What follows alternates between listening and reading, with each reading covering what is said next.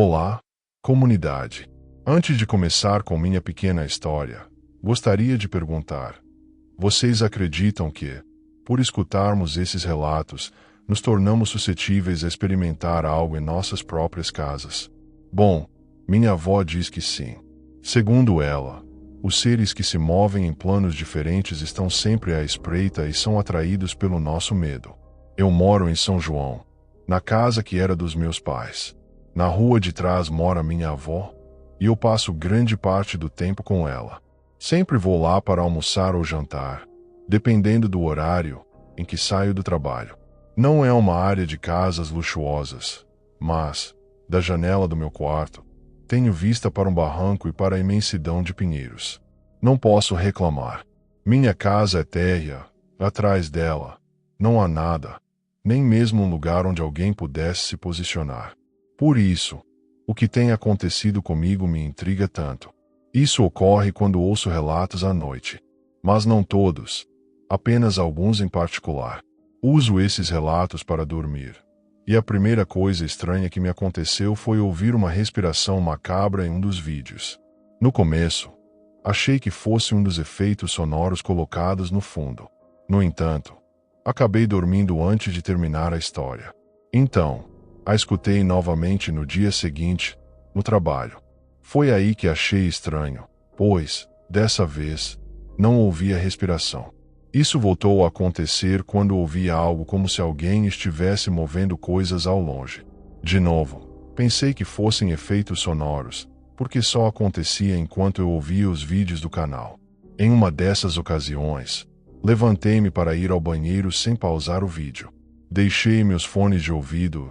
Ao me levantar, percebi que aqueles ruídos continuavam. Era como se alguém estivesse mexendo nas minhas coisas na sala. Fui verificar, e tudo parecia estar em ordem. Portas e janelas estavam bem fechadas. Mas era óbvio que eu não estava imaginando aquilo. Há apenas uma semana, enquanto colocava em dia alguns relatos que havia perdido, decidi não usar fones de ouvido e coloquei o som em uma caixa enquanto preparava o jantar. Em um dos relatos, mencionaram algo sobre alguém batendo na janela. Lembro bem porque eram 3 batidas. Mas, quando o narrador continuou falando, as batidas continuaram. Foi então que percebi que aquele som vinha do meu quarto, da janela do meu quarto.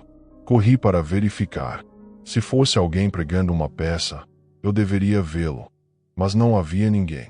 Abri a janela e quase saí por ela. Mas não havia ninguém. Depois disso, tomei uma decisão. Segui o conselho da minha avó e parei de ouvir relatos antes de dormir. Mas não resisti e continuei a ouvi-los no trabalho durante o dia. Nunca mais em casa. Nunca antes de dormir. Por acaso, ou pelo algoritmo, algo me pregou uma peça. Como senti falta de ouvir relatos para dormir, coloquei um podcast sobre vários assuntos. Para minha surpresa, funcionou do mesmo jeito. E eu caí em sono profundo. Mas algo me acordou. Não sei quanto tempo havia se passado, mas ouvi alguém tentando abrir a janela ao lado da minha cama. Não sei se foi porque eu ainda estava despertando, mas posso jurar que vi braços magros e envelhecidos tentando forçá-la. Levantei-me rápido, fechei a janela e a tranquei. Meu coração estava disparado. Quando peguei o celular, percebi que a reprodução automática havia voltado para os relatos de terror. Não sei se isso acontece só comigo, mas gostaria muito de saber. Tenho a impressão de que o canal não vai publicar minha história, pois poderia fazer alguém parar de ouvi-lo. Mas achei importante compartilhá-la. Vou mantê-los informados se algo mais acontecer. Eu costumava fazer muitas expedições de sobrevivência solo durante o inverno. Esta é a história da minha última viagem antes de decidir que não era uma boa ideia continuar com isso. Era pleno inverno. O chão estava quase completamente congelado, e uma leve camada de neve cobria tudo. Estava frio, mas era um frio seco, o que, pela minha experiência, era o melhor cenário possível. Eu já estava caminhando pela floresta há horas, armado com minha espingarda, procurando aves, mas sem muita sorte. Depois de mais ou menos uma hora andando, As árvores começaram a se dispersar, e me deparei com um vale. Aquilo não fazia parte do plano, mas parecia ser um atalho decente. Havia uma trilha estreita cortando um desfiladeiro e levando a outra clareira do outro lado. O dia já estava avançado, e eu não queria perder tempo contornando. Como a descida parecia íngreme, mas administrável, pensei, por que não? Comecei a descer, mas tentar não escorregar acabou sendo muito mais lento do que eu esperava. Quanto mais tempo levava, mais escuro ficava. À medida que as paredes do desfiladeiro e as árvores ao redor se fechavam sobre mim, comecei a sentir o frio se infiltrando nos ossos. Mas não era apenas o frio que me causava arrepios. Havia algo naquele lugar que parecia errado. Foi então que o vi, parado como uma estátua no meio da trilha, a alguns metros à minha frente. Ele segurava algum tipo de arco rústico nas mãos, como se estivesse esperando por algo. Quando o vi, congelei. Não parecia um campista ou caminhante comum. Suas roupas estavam imundas, camadas de jaquetas e calças desgastadas, mal se segurando em seu corpo esquelético, como se não comesse há dias. Seus olhos eram fundos e escuros e imediatamente se fixaram em mim de uma maneira que fez meu estômago se contorcer. Naquele momento, eu não conseguia me mover. Minha mente gritava para eu me virar e correr, mas minhas pernas não obedeciam. Por conta do frio extremo, eu ainda tinha minha espingarda no ombro e podia sentir que ela estava escorregando um pouco. A ideia dela cair me encheu de um tipo de pavor que eu nunca havia sentido antes. Se isso acontecer, ele pode achar que estou tentando apontar para ele, pensei. E, nesse caso, ele pode ficar nervoso o suficiente para atirar em mim antes de perceber que foi um acidente. Lentamente, ajustei a alça da espingarda, tomando cuidado para não fazer movimentos ameaçadores. O homem armado continuava imóvel, e o ar ao nosso redor parecia pesado, quase me pressionando. Eu queria dizer algo, qualquer coisa, mas minha boca parecia travada. Forcei-me a dar um passo para trás. Depois, outro. Enquanto eu observava, ele me observava de volta. Eu não corri. Sabia que seria uma péssima ideia. Cada passo que eu dava era lento, e o som das minhas botas na neve parecia alto demais. O homem não me seguiu, mas sua presença era palpável. Era como se eu ainda sentisse seus olhos em mim, mesmo depois que a trilha fez uma curva e ele desapareceu do meu campo de visão. Quando finalmente saí do vale, o frio pareceu desaparecer, e o mundo voltou ao normal. Continuei andando até me sentir a uma distância segura, mas mesmo assim não conseguia me livrar da sensação de que alguém estava atrás de mim, me observando das árvores. Naquela noite, sentado ao lado da fogueira, não conseguia parar de reviver aquilo na minha cabeça. A temporada de caça estava aberta, mas servos não são permitidos para caça por aqui, e ele não parecia um caçador. Na verdade, ele nem parecia alguém que deveria estar ali. Ele parecia mais um homem que não fazia parte deste mundo há muito tempo. Tanto tempo que algo mais havia tomado seu lugar. Na manhã seguinte, dirigi até a cidade e relatei o incidente ao xerife, que ouviu. Acenou com a cabeça e disse que verificaria. Semanas se passaram, e nunca recebi notícias dele. Também nunca mais voltei àquele vale. Desde então, não consigo me livrar da sensação de que aquele homem não estava caçando cervos ou qualquer outro animal. Quem quer que estivesse lá, não queria que eu estivesse naquele vale. E fico mais do que feliz em atender a esse desejo. Minha avó sempre me contava uma história sobre o vilarejo de Santo Antônio. Dizia que todos ali eram como uma grande família, pois, desde que os bebês nasciam, já ficava combinado que eles se casariam com outra criança do mesmo vilarejo. Era parte da tradição, e assim deveria ser feito. Um dia, chegou lá um jovem muito bonito, mas muito pobre. Todos o olhavam com desconfiança, já que ele não era conhecido por ninguém. Mesmo assim, o jovem decidiu permanecer ali. Certo dia, conheceu e se apaixonou perdidamente por uma garota chamada Raquel. Ela vinha de uma família humilde, com 6 irmãos e 2 irmãs. Para que os moradores do vilarejo não descobrissem o pequeno romance, eles se encontravam escondidos todos os dias debaixo de uma ponte. Sempre marcavam às 4 da tarde e retornavam às 5. As irmãs de Raquel, desconfiadas, decidiram segui-la para descobrir o que ela fazia todas as tardes. Assim, descobriram um romance com o rapaz e rapidamente contaram ao pai, que ordenou aos seus 6 filhos que resolvessem a situação. Em uma tarde chuvosa, durante um encontro, o jovem emprestou sua blusa e chapéu para Raquel, para que ela se protegesse da tempestade. Quando os irmãos de Raquel a viram, confundiram-na com o rapaz, e por isso, começaram a apedrejá-la até a morte. Hoje em dia, o vilarejo cresceu e as velhas tradições foram abandonadas. No entanto, ainda se diz que o espírito de Raquel vaga por ali. Alguns afirmam que ela aparece usando um vestido preto, outras vezes, com a blusa e o chapéu que o rapaz lhe emprestou. Essa era a história que minha avó nos contava sempre que íamos visitá-la. Mas, um dia, ela parou de contar, pois faleceu. Tivemos que ir ao vilarejo para o funeral.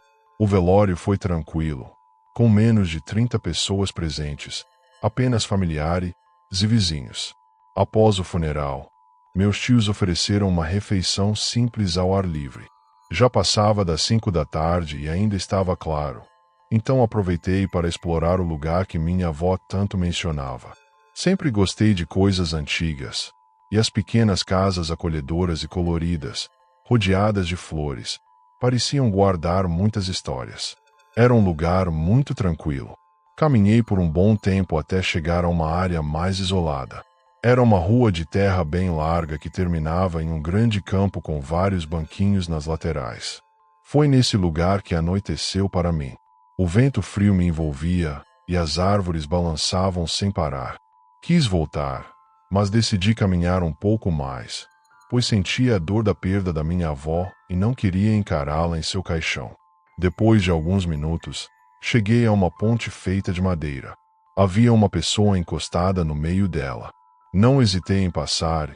Assim que dei o primeiro passo, ouvi o choro daquela pessoa. Não quis incomodar, mas tentei ajudar, pois ela parecia arrasada. A pessoa caminhou chorando até atravessar a ponte e se sentou em um banco de pedra. Eu sentei ao lado dela. Ela usava um vestido preto bem longo e um pano cobrindo o rosto. Boa noite. Também estou de luto, disse, tentando consolá-la. Mas ela apenas chorava, com as mãos cobrindo o rosto. Foi então que comecei a notar um cheiro muito forte, como algo podre, vindo dela. O cheiro ficava cada vez mais intenso, e eu repetia para ela se acalmar, mas ela não me respondia. Ela chorava baixinho. Quando perguntei seu nome, o choro cessou. Sem tirar as mãos do rosto, ela respondeu com uma voz grossa e ininteligível. Naquele momento, me assustei. Nunca imaginei que ela teria aquela voz. Comecei a sentir como se fosse desmaiar. Então, minha mãe gritou meu nome. Olhei para trás e ela disse que estava me procurando havia 1 hora. Quando voltei o olhar para a mulher, percebi que estava sozinho. Minha mãe pediu que eu voltasse, pois todos diziam que era perigoso ficar na rua àquela hora. Nunca contei a ninguém sobre esse acontecimento. Guardei para mim, até relatar para vocês. Não posso dizer o lugar onde essa história aconteceu, pois colocaria muita gente em apuros. Digo isso principalmente porque essa experiência ocorreu em um necrotério e a pessoa envolvida até pouco tempo atrás trabalhava lá. Tanto ele quanto os outros que, de alguma forma, fizeram parte dessa experiência concordaram que eu compartilhasse o que aconteceu. Todos se lembram da mesma forma, sem variações entre as versões. Sempre que ouço isso de outra pessoa, me assusta confirmar novamente que realmente aconteceu. Quando eu estava no último semestre da universidade, tive uma aula que não faria com o meu grupo de sempre, mas com o grupo de outro turno. Rapidamente, fiquei muito amiga deles e acabaram me apresentando ao Eduardo, um cara com quem saí algumas vezes e que trabalhava no necrotério da cidade. Várias vezes, Quando estávamos em alguma festa, acabávamos passando lá para buscá-lo no trabalho, para que ele nos acompanhasse com uma cerveja ou até mesmo só para dar uma carona para casa. No começo, eu realmente não entendia porque sempre queriam parar lá. Mas provavelmente era porque ele tinha as conversas mais interessantes e cativantes que eu já tinha ouvido. Uma dessas vezes, ao chegarmos ao necrotério, já estava tudo vazio e entramos pelo estacionamento dos fundos. Ele saiu para nos dizer que esperássemos um momento. Então, sorriu e perguntou: "O esperam aqui dentro? Se tiverem coragem." Entramos com um pouco de medo e muito respeito. Embora só estivesse o Eduardo no local, abaixamos a voz e caminhamos até aquela porta, atrás da qual estavam todos os mortos. Aos poucos, começamos a falar sobre a morte, principalmente sobre o que pensávamos que poderia haver depois dela. Um dos meus amigos disse algo engraçado, e todos começamos a rir, pelo contraste daquele comentário em um lugar como aquele. Não sei. Rimos muito. Foi quando ouvimos um barulho atrás daquela porta. Suponhamos que Eduardo estivesse pedindo para não rirmos tão alto, então nos acalmamos. Mas o barulho voltou a ser ouvido e, depois, vários golpes ao longe. Eu estava encostado ao lado daquela porta grossa e dei 2 passos para trás. Todos ficamos congelados por um momento, sem saber o que dizer ou como reagir. Principalmente quando uma porta se abriu atrás de nós. Era o Eduardo, saindo de uma sala no fundo do corredor, já trocado de roupa e com cheiro de sabonete. Ele se aproximou de nós, como se entendesse o que estava acontecendo, disse apenas: "Vocês já ouviram, não é?" 2 dos meus amigos ficaram muito bravos com ele e disseram que esse tipo de brincadeira não se fazia. Eduardo apenas abriu a porta daquela sala e nos disse: "Olhem, não tem ninguém. Eu não faria uma brincadeira dessas." Eu não entrei, mas meus amigos sim. Eles disseram que não havia ninguém, nem um único sinal que explicasse como aquele som poderia ter sido gerado. Eles não queriam, mas acabaram olhando para as câmaras do necrotério, aquelas gavetas de metal refrigeradas onde guardam os corpos. Eduardo percebeu que estavam olhando para lá e perguntou: "Querem abrir? Querem ter certeza de que não tem ninguém vivo aí?" Meus amigos entenderam que aquilo era demais e que ninguém faria algo assim por uma brincadeira boba. Principalmente perceberam que Eduardo jamais faria algo assim. Naquele momento, acabou o clima de festa que tínhamos naquela noite e todos voltamos para casa. Eu não conseguia parar de pensar que tinha tido minha primeira experiência paranormal na vida. Estava apavorada, mas nada me prepararia para o que aconteceu depois. Comecei a sair com o Eduardo, mas nem chegou a ser um relacionamento. Só tivemos alguns encontros, e lembro-me perfeitamente do último. Passei para buscar o Eduardo no trabalho. Lá, esperaríamos os outros passarem para nos pegar. Por um lado, quero dizer que, para o Edu, aquele era apenas um local de trabalho. Mas não acho que ele sabia o quão especial era. O trabalho dele permeava sua personalidade, mas não de uma forma triste ou deprimente, e sim pelo respeito que ele tinha pelos mortos. Eu estava em uma salinha em frente ao local onde ele preenchia alguns papéis, mas depois ele sumiu naquele corredor para pegar algo que precisava. Eu estava falando ao telefone naquele momento e, assim que desliguei, lembrei-me de tudo o que tinha acontecido da última vez que estivemos ali. Fiquei com medo de estar sozinha e me levantei para procurar o Edu. As luzes do corredor estavam apagadas, mas consegui vê-lo entrando naquela sala das câmaras. E, embora eu estivesse apavorada naquele momento, segui, porque tudo o que eu queria era não ficar sozinha. Foi a pior decisão que tomei na minha vida. Quando entrei, naquela fração de segundo em que olhei ao redor e percebi que o Eduardo não estava dentro da sala, algo atrás de mim apagou a luz. Virei-me para a porta e, como o corredor estava completamente escuro, nos segundos em que meus olhos se adaptavam, eu não conseguia ver absolutamente nada. Nada mesmo. Estendi a mão para tocar a mesa que tinha visto momentos antes, e por ela, me localizar mais ou menos até chegar tateando na porta. Encontrei e comecei a avançar, tocando a mesa pouco a pouco, até que toquei algo. Tenho certeza de que era um pé, embora não pudesse ver. Um pé descalço de algo que estava em pé sobre aquela mesa. Mas era impossível, pois um momento antes não havia ninguém ali. E não havia como alguém ter pulado sem fazer barulho. Meus olhos conseguiram ver naquele momento o batente da porta, mas também uma figura bloqueando a passagem, que lentamente levantou uma das mãos. A luz se acendeu.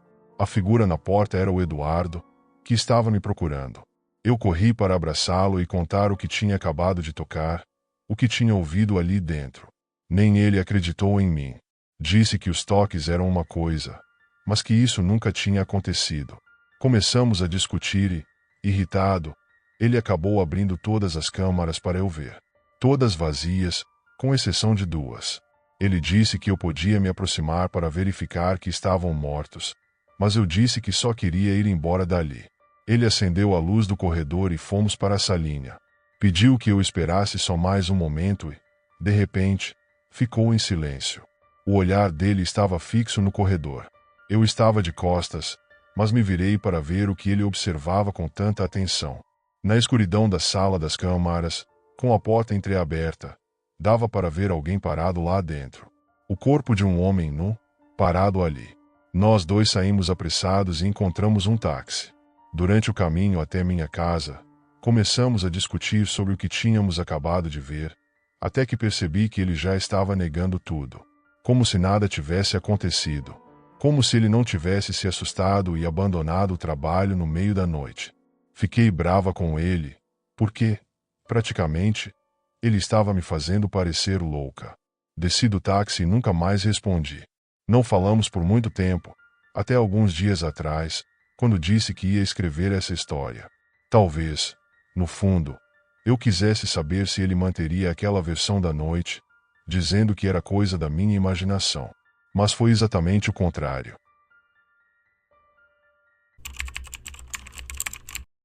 Eu nunca fui de acreditar em coisas sobrenaturais, mas depois do que aconteceu naquela pequena cidade do interior, minha perspectiva mudou completamente. A princípio, o local parecia inofensivo, uma daquelas cidades pequenas com casas espaçadas e ruas de terra batida. Sempre fui uma pessoa da cidade, mas sentia que precisava de um tempo fora, longe do caos urbano e das rotinas incessantes. Foi então que um amigo me recomendou que visitasse sua propriedade rural no interior de Minas Gerais. Ele havia herdado um sítio de seus avós e me ofereceu a oportunidade de passar uns dias por lá, já que ele quase não ia. O sítio ficava a uns 30 minutos de carro da cidade mais próxima. Quando cheguei, a tranquilidade do lugar me impressionou. As colinas verdes, o céu aberto e a sensação de isolamento tinham algo reconfortante, mas também um certo toque de solidão.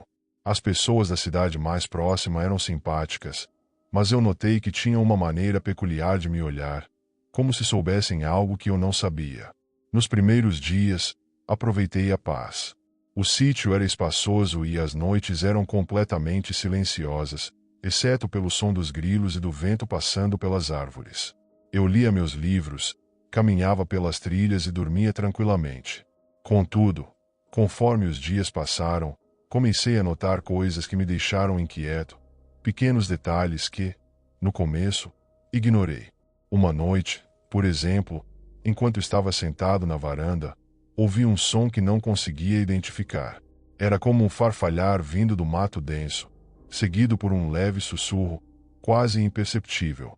Tentei ignorar, achando que era o vento ou algum animal, mas, na noite seguinte, aconteceu de novo. O som vinha do mesmo lugar, do mesmo ponto exato na mata. Dessa vez, peguei uma lanterna e decidi investigar. Caminhei até a beira do matagal, apontando a luz para o meio das árvores. O farfalhar parou imediatamente, e o silêncio que se seguiu foi absoluto. A escuridão parecia mais densa naquela parte, e uma sensação de desconforto tomou conta de mim. Decidi voltar para casa. Os dias seguintes foram estranhos. Eu comecei a notar que algumas coisas estavam fora do lugar quando eu acordava pela manhã. Objetos que eu havia deixado em um canto da casa apareciam em outros, como se alguém estivesse mexendo neles enquanto eu dormia. Tentei me convencer de que era distração minha, mas aquela sensação de estar sendo observado crescia a cada dia. Uma tarde, enquanto estava andando pelas redondezas, encontrei um morador local que estava cuidando de suas vacas. Conversamos por alguns minutos, Ao saber que eu estava no sítio do meu amigo, ele ficou sério. Você tá sozinho lá? Ele perguntou, e eu confirmei. O homem balançou a cabeça lentamente e olhou para o chão antes de murmurar algo que não conseguia entender direito. Perguntei o que ele queria dizer com aquilo, mas ele só balançou a cabeça de novo e disse: Toma cuidado. Voltei para o sítio com uma sensação de peso no peito. A noite caiu mais rápido do que o habitual, e, quando o escuro tomou conta, algo parecia estar diferente. O farfalhar voltou, mas, dessa vez, mais alto e mais próximo da casa. O vento começou a soprar forte, fazendo as árvores ao redor se balançarem com força. Fiquei dentro de casa, tentando me acalmar, mas não conseguia ignorar aquela sensação de que algo estava errado. Por volta da meia-noite, ouvi batidas na porta. Eram batidas leves, como se alguém estivesse com os dedos roçando contra a madeira. Meu coração disparou. Quem poderia estar ali, no meio do nada, àquela hora? Peguei uma faca da cozinha, tentando controlar minha respiração, e fui até a porta. As batidas continuaram, e, por um breve segundo, considerei abrir, mas algo dentro de mim dizia para não fazer isso. A voz que ouvi a seguir foi baixa, quase um sussurro, mas clara o suficiente para me arrepiar até os ossos. Me deixe entrar, só por um momento. Era uma voz feminina, suave e doce, mas com algo de errado, uma frieza, uma distância que não parecia natural. Fiquei paralisado por alguns segundos, até que as batidas pararam abruptamente. O silêncio que se seguiu foi aterrorizante. Eu me afastei da porta, tentando me acalmar, mas sabia que algo estava lá fora, esperando. Peguei a lanterna novamente, sem coragem de abrir a porta, e subi para o quarto, tentando dormir, mas o sono não veio. Fiquei deitado na cama, ouvindo o farfalhar, as batidas que ecoavam na minha cabeça, e aquela voz pedindo para entrar. No dia seguinte, decidi que precisava falar com alguém da cidade. Dirigi até a cidadezinha, procurando por respostas. Encontrei uma senhora idosa, dona de um mercadinho, e, depois de algumas perguntas, ela soltou um longo suspiro e me contou o que sabia. Segundo ela, o sítio onde eu estava havia pertencido há muito tempo a uma família conhecida por praticar coisas estranhas. As pessoas da cidade evitavam falar sobre o assunto, mas boatos circulavam sobre rituais antigos feitos naquela terra. Dizem que algo ficou preso lá, ela me disse, com uma expressão de preocupação. Não é bom mexer com essas coisas. Tentei ignorar o que ela disse, mas era impossível. A ideia de que algo antigo e maligno estava preso naquela propriedade não saía da minha cabeça. Decidi que ficaria mais um dia apenas para me certificar de que não estava enlouquecendo. Voltei para o sítio à tarde, com o sol ainda brilhando, mas a sensação de desconforto nunca me deixou. Naquela noite, o farfalhar voltou, mais intenso, e as batidas começaram logo depois. Dessa vez, mais fortes, mais insistentes. Eu estava decidido a não ceder, mas, quando ouvi a voz novamente, algo mudou. Ela não estava mais implorando para entrar, agora estava zangada. Abri essa porta.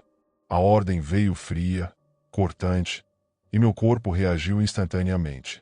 Comecei a caminhar em direção à porta, mesmo contra a minha vontade. Cheguei a tocar na maçaneta, mas, antes que pudesse abrir, um grito ecoou do lado de fora, um grito horrível, que parecia vir de vários lugares ao mesmo tempo. Recuei, tremendo, sem coragem de olhar pela janela. Algo terrível estava do lado de fora, e eu sabia que, se abrisse a porta, não sobreviveria para contar a história. O grito cessou, mas a presença continuou.